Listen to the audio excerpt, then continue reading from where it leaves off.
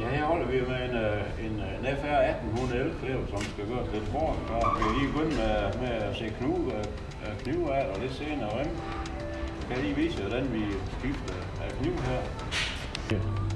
Når den skal tilde op, så skal den herop. Så lufter den fyldt op, så tilder den vej over. Så det er egentlig smart. Så skal man lægge ind under og skyve knivene.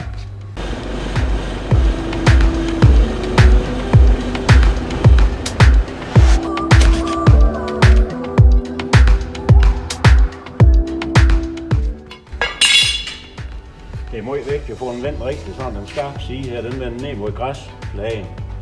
Så slår den ikke, som den skal.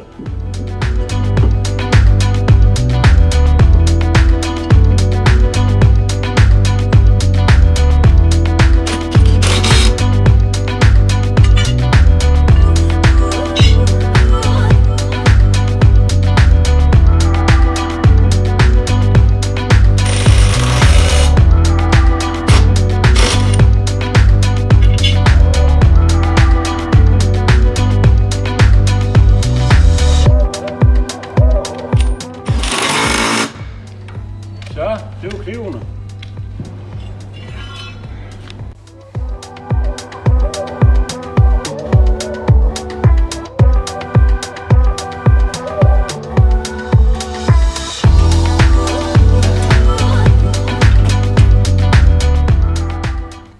Og man kan kigge ned til remmene.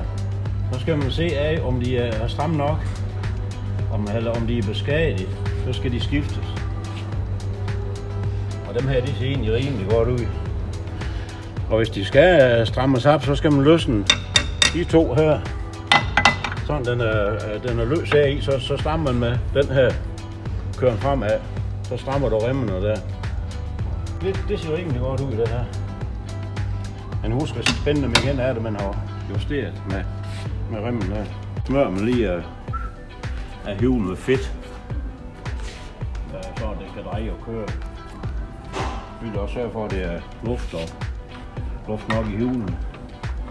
Det er så eftersynet. Der er der sådan en FR 1800 løber der, som er lavet ved GMR-maskiner. Og den er klar til at køre i gas.